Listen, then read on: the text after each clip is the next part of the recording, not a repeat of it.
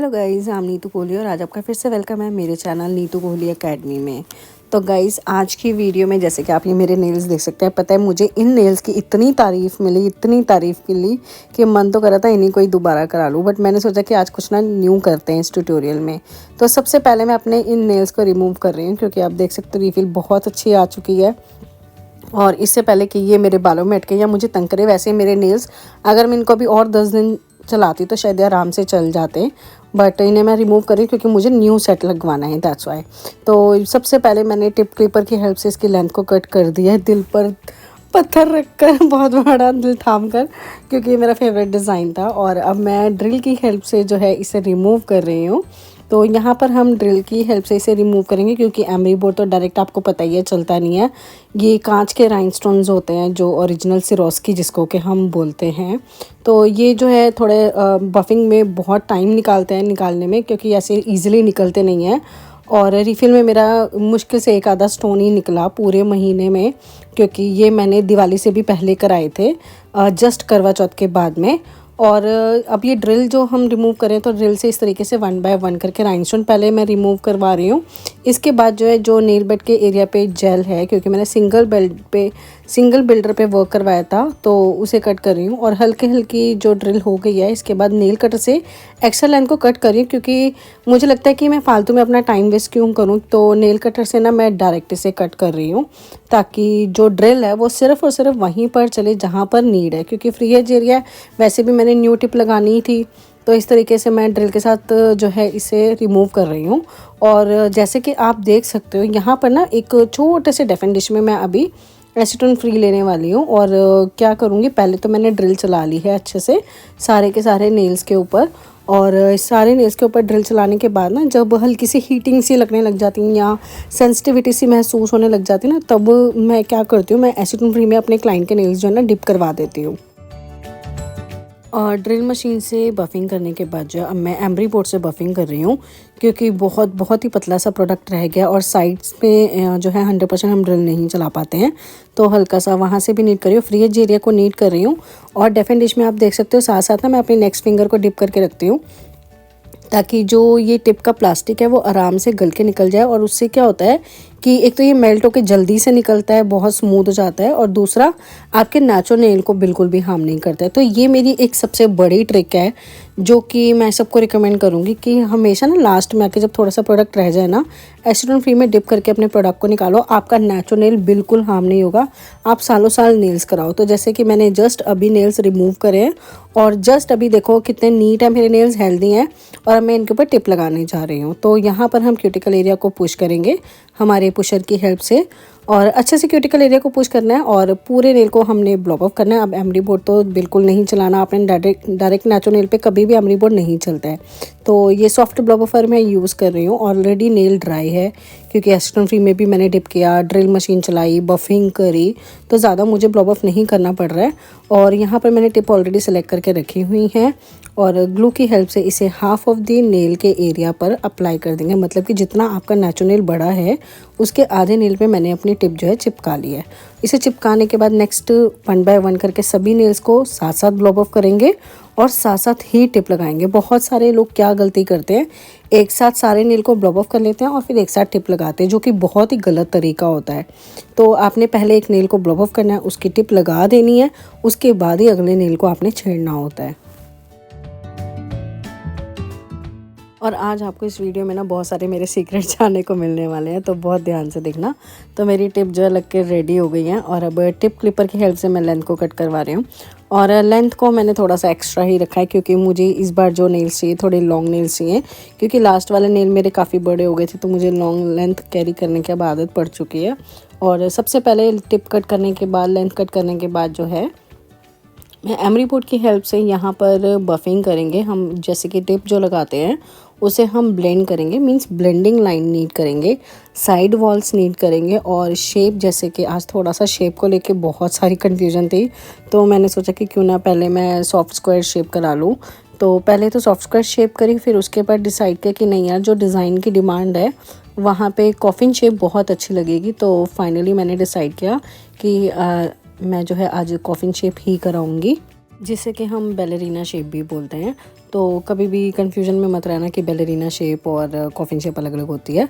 तो मैंने cuticle area को एक बार और पुश कर लिया, और पुश करने के बाद अब पूरे के पूरे नेल को इंक्लूडिंग नेचुरल नेल और टिप का एरिया, दोनों एरिया को जो है मैं ब्लॉब ऑफ कर रही हूँ। ब्लॉब ऑफ करने का आपको पता ही होगा रीज़न। तो आज हम एक क्विज़ खेलते हैं, सबको गिफ्ट मिलेगा जिसका आंसर सही होगा कि हम यहाँ पर ब्लॉब ऑफ क्यों करते हैं। तो इसका जो है कमेंट बॉक्स में मुझे ज़रूर बताना। तो ब्लॉब ऑफ करने के बाद जो है हमने डिहाइड्रेटर अप्लाई कर दिया, जिसे कि हम प्राइमर भी बोलते हैं, प्राइमर जेल भी बोलते हैं और बॉन्ड भी बोलते हैं। तो जिन लोगों के पास ये तीनों में से कोई भी एक प्रोडक्ट है वो आप यूज़ कर सकते हो। और अब मैं लगा रही हूँ बिल्कुल पतला पतला जेल विथ स्ट्रेंथनिंग पाउडर, जिसे कि मैं बेस लगाना भी बोलती हूँ। तो बेस कोट नहीं लगा रही हूँ, यहाँ पर जेल और स्ट्रेंथनिंग पाउडर का ही बेस बना के लगाया है। और इसे क्योर करा देंगे कम से कम 90 सेकंड्स के लिए। और 90 सेकंड क्योर कराने के बाद अब दे रही हूँ फर्स्ट बिल्डर, तो जिससे कि हम थिक जेल करके अप्लाई करते हैं। यहाँ पर हम थिक जेल करके अप्लाई करेंगे विथ स्ट्रेंथनिंग पाउडर हमारे जेल ब्रश की हेल्प से। और इसे भी अब हम जो है सारे नेल्स पर ना एक साथ ही अप्लाई कर देंगे। तो यूजुअली मैं क्या करती हूँ कि 2 बिल्डर अप्लाई करती हूँ, बट मैं अपने नेल पर सिर्फ और सिर्फ एक ही बिल्डर अप्लाई करती हूँ, क्योंकि मेरे नाचो नेल काफ़ी कर्व हैं। तो ऑलरेडी बहुत अच्छी लुक आती है, फर्स्ट बिल्डर के साथ मेरा काम हो जाता है, काफ़ी अच्छा स्टे भी करता है। तो इसे क्योर कराने के बाद मैं जेल वाइप कर रही हूँ पूरे के पूरे नेल को विद एसीटोन फ्री। तो यहाँ पर एसीटोन फ्री का ही यूज़ करना। और इसके बाद जो है हम बफिंग करेंगे। बफिंग हम इसलिए करते हैं यहाँ पर कि ताकि जितने भी डंड्स वम्स है क्लियर हो जाए, हमारा नेल जो बहुत ही सुंदर से लुक में आ जाए, एपेक्स क्रिएट हो जाए। और अगर क्यूटिकल एरिया या साइड वॉल में कहीं प्रोडक्ट किया है तो उसको आपने ज़रूर निकाल लेना इस स्टेप में, क्योंकि अगर वो रह गया तो आपका नेक्स्ट प्रोडक्ट भी ज़रूर जाएगा ही जाएगा। और जैसे कि हमने जेल पॉलिश तो लगानी ही होती है, तो फिर वो जाता है और क्या होता है उसकी वजह से आपके नेल मैक्सिमम 10 दिन के अंदर अंदर ही निकल जाते हैं। तो शेक भी एक बार नीट कर लेंगे। और इसके करने के बाद एक बार क्यूटिकल एरिया को मैं दोबारा से पुश कर रही हूँ। और पुश करने के बाद यहाँ पर मैं अब इसके बाद करूँगी ब्लॉब ऑफ पूरे के पूरे नेल को, क्योंकि काफ़ी सारे स्क्रैचेस होते हैं और मुझे सरफेस एकदम स्मूथ चाहिए, क्योंकि जेल पॉलिश के लिए सरफेस जितना ज़्यादा स्मूथ हो उतना ही ज़्यादा अच्छा होता है। तो पूरे के पूरे नेल को हम ब्लॉब ऑफ करेंगे अच्छे से, इंक्लूडिंग हमारी side walls, free edge area, cuticle area. और ब्लॉब ऑफ करने के बाद अब बारी है हमारे डिज़ाइनिंग पार्ट की। तो सबसे पहले यहाँ पर मैं एक बहुत ही ज़्यादा light pink, baby pink colour की जेल पॉलिश लगा रही हूँ। बिल्कुल पतली पतली कोट करके लगा रही हूँ। यहाँ पर ये मैं 2 नेल्स पे लगाऊंगी और 3 नेल्स पे मैं लगा रही हूँ रेड ग्लिटर वाला कलर, क्योंकि मुझे इसमें जो है कुछ डिज़ाइनिंग ऐसा करना है कि थोड़ा ब्लिंगी ब्लिंगी सा हो, क्रिसमस वाइब हो जिसमें कि। और मैं इसमें कॉम्बिनेशन लेने वाली हूँ वाइट, गोल्डन, सिल्वर और साथ में थोड़ा सा रेनबो इफ़ेक्ट और बेबी पिंक कलर। तो ये सारे कॉम्बिनेशन बनाने वाले हैं। तो इसके लिए मैंने सबसे पहले पतली पतली कोट लगा ली है बेबी पिंक कलर की और रेड कलर की, और बिल्कुल पतली कोट लगा के इसे क्योर करा देंगे। तो फर्स्ट कोट कंप्लीट कराने के बाद अब बारी है second coat of gel polish apply करने की। अगेन बिल्कुल पतला पतला कलर करके मैं सेकंड कोट अप्लाई कर रही हूँ अपने नेचुरल पिंक का भी और रेड कलर का भी, और इसे भी हम बिल्कुल पतली पतली कोट देकर क्योर करवा देंगे। Second coat of gel polish apply करके क्योर करने के बाद अब बारी है डिज़ाइनिंग पार्ट की। तो इंडेक्स फिंगर में यहाँ पर मैं रेनबो इफेक्ट में ये कलर दे रही हूँ, बिल्कुल पतली पतली सी कोट दे रही हूँ ग्लिटर की, क्योंकि इसके ऊपर मुझे ओम्ब्रे इफेक्ट में वर्क करना है। तो मुझे पहले बेस में भी ग्लिटर शिमर लुक चाहिए था, और साथ साथ रिंग फिंगर पर यहाँ पर जो है मैं वाइट जेल पॉलिश के साथ में ब्रश आर्ट की हेल्प से एक स्ट्रेट लाइन बना रही हूँ, क्योंकि मुझे यहाँ पर जो बेस रेडी करना है वो इस हिसाब से रेडी करना है ताकि ये जो सारा काम है वो मुझे दोबारा ना करना पड़े, बाद में ना करना पड़े। तो मैं बेस अपना पहले रेडी कर रही हूँ डिज़ाइन के अकॉर्डिंग। तो यहाँ पर थंब और रिंग फिंगर मैं दोनों एक जैसी करने वाली हूँ, तो इसलिए यहाँ पर भी मैं इन थंब पे भी वाइट जेल पॉलिश की लाइन दे रही हूँ और इसे क्योर करा दूँगी। सो इस बेस को रेडी कराने के बाद अब बारी है इंडेक्स फिंगर में ओम्ब्रे वर्क करने की। तो यहाँ पर भी मैं जो पिंक फिंगर और थंब पे कलर लगाया है शिमर वाला रेड कलर ग्लिटर वाला, तो यही कलर अप्लाई कर रही हूँ, हाफ ऑफ द एरिया पे लगाऊंगी नेल के। और इसके बाद जो है इसे मैं स्पॉन्ज के साथ ब्लेंड करके ओम्ब्रे क्रिएट कर दूँगी। और साथ साथ पिंकी फिंगर जो है सबसे छोटी वाली फिंगर, यहाँ पर मैंने राइनस्टोन ग्लू की एक बाउंड्री बना दी है। और बाउंड्री बनाने के बाद यहाँ पर जहाँ पर बाउंड्री पे जैसे कि मुझे गोल्डन राइनस्टोन प्लेस करने हैं, तो वो मैं अभी प्लेस करके इसे भी क्योर करवा दूँगी। और इसे क्योर कराने के लिए मैं सिंगल लैम्प का यूज़ कर रही हूँ, क्योंकि ये बहुत फास्ट मोड पे क्योर करती हैं। और सबसे अच्छी चीज़ क्या है कि ये अब मुझे सेकंड वर्क करने के लिए मुझे पूरे हाथ को क्योर नहीं करना पड़ रहा। तो यहाँ पर देखिए मैं कितने सारे प्रोडक्ट्स यूज़ कर रही हूँ आज। और ज़रा सा एक डिज़ाइन कुछ बनाना ना तो इतना सारा खिलारा मच जाता है। अब आपके साथ भी क्या ऐसे होता है? तो सेम उसी तरीके से राइनस्टोन ग्लू लगाकर मैंने बीच में रेड राइनस्टोन रख दिया और उसे भी मैंने क्योर करवा दिया है। हमारी रिंग फिंगर जो है ऑलमोस्ट कंप्लीट हो चुकी है और इसे हम क्योर करा देंगे। और अब मैं बाकी नेल्स में जो है यूवी टॉप कोट लगा रही हूँ। तो इंडेक्स फिंगर में भी सेम मैंने राइनस्टोन ग्लू रख के गाइस क्यूटिकल एरिया में राइनस्टोन दे दिए थे। और यूवी टॉप कोट लगा रही हूँ मैं अपनी रिंग फिंगर के ऊपर, इंडेक्स फिंगर के ऊपर, मिडल के ऊपर और थंब के ऊपर। तो क्योंकि मेरा अब जो डिज़ाइनिंग का पार्ट है वो इसके बाद स्टार्ट होगा, तो यहाँ पर मैंने जो है इसके ऊपर यूवी टॉप कोट लगा दी है सारे के सारे नेल्स के ऊपर। और पिंकी फिंगर पे भी सिर्फ और सिर्फ साइड पे ही मैंने यूवी टॉप कोट लगाई, क्योंकि राइनस्टोन ग्लू जो हमारी है वो सोक ऑफ ग्लू है, तो उसको मेरे को ज़्यादा यूवी टॉप कोट से कवरेज देने की ज़रूरत नहीं पड़ती है। तो क्योर कराने के बाद थंब एरिया को और रिंग फिंगर को मैं ब्लॉब ऑफ कर रही हूँ सॉफ्ट ब्लॉब ऑफर से। और यहाँ पर आप देख सकते हो हमारा ब्लॉब ऑफर इतना अच्छा है कि पूरे नेल को ड्राई भी कर रहा है। और मेरी जो वाइट लाइन मैंने ऊपर ऊपर करी थी जेल पॉलिश की, उसको भी ये रिमूव नहीं कर रहा है, बफ नहीं कर रहा है। तो इस तरीके से पूरे के पूरे नेल को हमने अच्छे से जो है ड्राई कर लेना है, क्योंकि जो मेरा डिज़ाइन है वो मेरे को क्रोम इफेक्ट में चाहिए। तो उससे क्या होता है कि जहाँ पर आपको एक पर्टिकुलर एरिया में अगर क्रोम चाहिए होता है ना, तो उससे पहले इस तरीके से नेल को ब्लॉब ऑफ ज़रूर कर लेना यूवी टॉप कोट लगाकर, ताकि आपको दिक्कत ना हो। और यहाँ पर जो है मैंने ब्लैक और वाइट कलर ग्रे मिक्स कर लिया है, ग्रे बना दिया है, क्योंकि ग्रे कलर के ऊपर जब हमारे नीचे का बेस ग्लिटर हो तो मुझे ट्रांसलूसेंट कोई भी कलर नहीं लेना है। तो मैंने इसलिए एक सॉलिड कलर ले लिया है, ग्रे कलर, ताकि मेरा क्रोम का रिफ्लेक्शन बहुत अच्छा आए और नीट तरीके से मेरी ब्रश सेट कहाँ पर मैं वर्क कर रही हूँ वो भी मुझे दिखती रहे, क्योंकि नीचे का बेस ऑलरेडी डार्क है काफ़ी। तो यहाँ पर ग्रे कलर की मैंने बिल्कुल एक पतली सी स्लीक सी लाइन बना ली है, बिल्कुल वाइट की पैरेलल लाइन बनाई है, बिल्कुल पतली सी।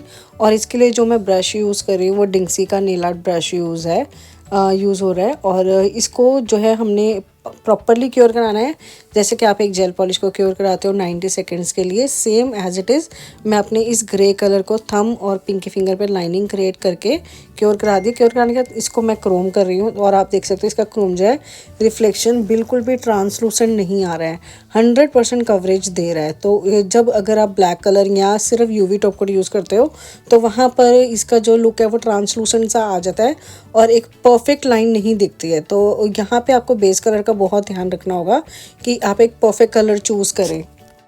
एक्स्ट्रा क्रोम पाउडर डस्ट को मैंने हटा दिया है और इसके बाद यहाँ पर मैं डल गोल्डन ग्लिटर दे रही हूँ, बहुत ही पतला सा क्रोम के साथ साथ एकदम लाइन बना दूंगी बीच में, जिससे कि इसका रिफ्लेक्शन बहुत अच्छा सा आए।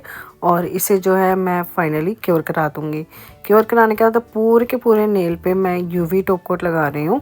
तो यहाँ पर हमारा जो है अभी मिडिल फिंगर का नेल आर्ट रहता है और ये वाली फिंगर भी अभी कंप्लीट नहीं हुई है। इसमें भी हमने यूवी टॉप कोट लगा के पूरे नेल के डिज़ाइनिंग का बेस रेडी कर लिया है। और आप देखो ये कितना ब्यूटीफुल लग रहा है, मेरे क्रोम की शाइन देखो कितनी अच्छी आ रही है। तो यूवी टॉप कोट लगा के क्योर कराने का अब मेरी बारी है इसके ऊपर 3D नेल आर्ट करने की। सो इसे क्योर कराने के बाद अब मैं 3D के लिए जो प्रोडक्ट यूज़ करने वाली हूँ वो आपको दिखाऊंगी सबसे पहले। तो यहाँ पर मैं पिंक पाउडर और ये ब्रश यूज़ करने वाली हूँ। इस ब्रश को भी दिखाती हूँ मैं कौन सा ब्रश यूज़ कर रही हूँ। तो ब्रश जो है ये हमारा ये डिंक्सी का ब्रश है और नेल आर्ट के लिए मैंने भी अगेन डिंक्सी के ब्रश यूज़ किए जो कि मेड इन जापान के हैं। और साथ में जो प्रोडक्ट यूज़ करूँगी वो मैं यूज़ करूँगी हार्ड मोनोमर और साथ साथ में जो है हमारा एक्रेलिक पाउडर जिसे कि हम पॉलीमर पाउडर भी बोलते हैं। तो ये सॉलिड कलर का होना चाहिए गाइज़। बहुत बार ऐसा होता है कि आप जब मार्केट में लेने जाते हो तो बिना टेस्टिंग के लेते हो तो आपके पास ट्रांसलूसेंट कलर डिलीवर होते हैं। तो इस चीज़ का बहुत ध्यान रखना। बॉक्स सेम होगा, पाउडर दिखने में सेम होगा, लेकिन जब आप उसे यूज़ करोगे वो एक परफेक्ट सॉलिड कलर में नहीं होगा। तो जब भी आप बाय करें हमेशा चेकिंग करके लें ताकि आपके पास एक परफेक्ट कलर जो है आपको मिल सके। यहाँ पर मैं जो है 2 कलर यूज़ कर रही हूँ, जैसे कि आप देख सकते हो वाइट एंड पिंक। तो ये जो पिंक मैंने पहले यूज़ किया ये था ट्रांसलूसेंट था, सच्ची बताऊँ तो। और ये मुझे पता कब लगा, जैसे मैंने वाइट के साथ जब यूज़ किया ना तब तो मुझे नहीं पता लगा, लेकिन जब मैंने इसके सेंटर में राइनस्टोन लगाने की सोची तब मैंने अकेला पिंक पिक किया अपने ब्रश में, तो तब मुझे पता लगा कि इट्स अ ट्रांसलूसेंट पिंक। तो ट्रांसलूसेंट पिंक कलर जो होता है ना वो क्या होता है, बहुत कच्चा होता है, वो सॉलिड कलर नहीं होता। तो उसकी वजह से क्या होता है, आपका पूरा की पूरा 3D फ्लावर जो है 3-4 दिन के अंदर ही या मे बी नेक्स्ट डे ही निकल के पूरा के पूरा एज इट इज़ हाथ में आ जाता है। तो वहाँ पे आपने बहुत ध्यान रखना है कि आपके पास जो प्रोडक्ट डिलीवर हो रहा है वो अच्छा आ रहा है या नहीं आ रहा है। और जैसे कि आप देख सकते हो ये फ्लावर जो मैं बना रही हूँ, आपको इसके लिए बहुत पेशेंस चाहिए। 1 बाय 1 करके फ्लीक ही बनाना, ऐसा मत सोचना कि पहले हम 3 डॉट्स रख देते हैं और चलो जी फिर हम इनको फैला देंगे, तो ये गलती बिल्कुल मत करना।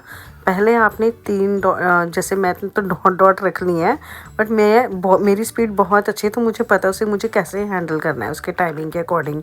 बट आप अगर बिगिनर हो और आप 3D फ्लावर बनाने की सोच रहे हो और स्टार्टअप कर रहे हो, तो पहले एक पेटल बनाना फ्लावर का, फिर दूसरा और फिर तीसरा इकट्ठा रखने की कोशिश मत करना, नहीं तो उसमें क्या होगा कि आपका सेकंड वाला जब तक आप पहले में काम करके आओगे सेकंड वाला 100% ड्राई हो चुका होगा, फिर आपको उसको शेप देने में दिक्कत होगी, क्योंकि ये इसको जो आपने शेप देनी होती है 4 से 5 सेकंड के अंदर दे देनी होती है। इस फ्लावर को बनाते हुए अब बारी है इसको सेंट्रलाइज करने की। तो यहाँ पर मैंने पिंक कलर की डॉट रख दी है, तो जैसे कि आप देख सकते हैं ये प्रॉपर सॉलिड कर रहा है, बिल्कुल भी ट्रांसपेरेंट नहीं आ रहा है। और सेंटर से आपने राइनस्टोन इसके बीच में पिक करके रखने हैं इस तरीके से। तो मेक श्योर कि इसको बैक साइड से अपने ब्रश की जो है इसे इस तरीके से दबा देना। और बहुत ध्यान रखना कि आपका जो क्रोम का एरिया है और आपका जो राइनस्टोन है, क्रोम के एरिया पे आपका प्रोडक्ट ना आए और जो राइनस्टोन है वो प्रॉपरली लॉक हो जाए। तो इस तरीके से आपने लॉक करना है। और मिडिल फिंगर पे ना मुझे पिंक कलर बिल्कुल पसंद नहीं आ रहा था। और 3D फ्लावर बनाते हुए आपने ध्यान रखना है कि आपको इसके ऊपर कोई यूवी टोपर लगाने की ज़रूरत नहीं है, डायरेक्ट आपने इसको ऐसे ही छोड़ना होता है, ये बहुत अच्छे से स्टिक हो जाते हैं। 1 महीने से पहले ये फ्लावर्स नहीं निकलते हैं। और जो मिडिल फिंगर है उसका मैंने कलर चेंज कर लिया था, रेड कलर कर लिया। और यहाँ पर मैं वाइट जेल पॉलिश के साथ में स्नोफ्लिक का डिज़ाइन बना रही हूँ। और इसमें भी 1-2 मैं राइनस्टोन की प्लेसमेंट करूँगी। और साथ में ब्रश आर्ट के साथ में मैं यहाँ पर पोल्का डॉटिंग का भी यूज़ करने वाली हूँ। तो आप देखना ये स्नोफ्लिक बनने के बाद अभी पोल्का डॉटिंग का जब यूज़ करूँगी तो इसकी लुक ही बिल्कुल चेंज हो जाएगी। सो एक फ्लावर तो मेरा बनके रेडी हो चुका है और अब बारी है सेकंड फ्लावर की। तो पहले मैं इसको ना क्योर करा दूंगी कि कहीं ये जो पोल्का डॉटिंग टूल्स वाली डॉट्स है ना ये आपस में मिक्सअप होके थोड़ा मेस्ड अप ना कर दें, तो इसको मैंने क्योर करा दिया। और अब ऊपर के एरिया पे डायरेक्ट पहले पोल्का डॉटिंग टूल बना के साथ जो मैंने अपना इक्वल साइज़ की डॉट्स दे दी हैं। इस चीज़ का बहुत ध्यान रखना कि आपके साइज़ जो है ना every time you have to dip and apply. आपका पोल्का डॉटिंग टूल का यही रूल होता है अप्लाई करने का। आपकी नीटनेस काम में तभी आएगी जब आप हर बार डिप करोगे और उसको अप्लाई करोगे। अगर आपने डिप पिक नहीं किया तो जैसे कि आप देख सकते हो सेकंड डॉट जब मैं लगा रही हूँ तो वो स्मॉल आ रही है ऑटोमेटिकली। और अब यहाँ पर ब्रश आर्ट से मैंने इन्हें आपस में जो है कनेक्ट कर देना है। सो इसे भी हमने जो है क्योर करा देना है। एंड क्योर कराने के बाद यहाँ पर मैंने राइनस्टोन रख दी यूवी टॉप कोट के साथ में, और यूवी टॉप कोट लगा देंगे पूरे नेल के ऊपर और इसे भी जो है हम क्योर करा देंगे। तो यूवी टॉप को लगाते हुए आपने ध्यान रखना है कि आपके राइनस्टोन के ऊपर प्रोडक्ट ना लगे। तो इसे क्योर कराने का पूरे नेल को अच्छे से जेल वाइप करना है ताकि कहीं से कुछ निकल तो नहीं रहा है, हमें पता लग सके। And this is the final look. तो कैसे लगी आपको ये वीडियो प्लीज़ कमेंट करके ज़रूर बताना। और क्वेश्चन आपको पता ही है हमने क्या क्वेश्चन पूछा है इस वीडियो में। जिसको गिफ्ट चाहिए होगा वो जल्दी से हमें कमेंट बॉक्स में बताना, और हम जो गिफ्ट है वो हम देंगे 25 ऑफ दिसंबर को, क्रिसमस डे वाले दिन। गिफ्ट क्या मिलना है ये मैं इंस्टाग्राम के स्टेटस पे स्टोरीज़ पे अपडेट कर दूंगी। So thank you so much for watching guys. Video पसंद आई है लाइक करना मत भूलना, शेयर करना मत भूलना, कमेंट करके ज़रूर बताना। और जो न्यू व्यूवर है मेरे चैनल को जिसने सब्सक्राइब नहीं किया है वो सब्सक्राइब ज़रूर कर लेना। So thank you so much for watching.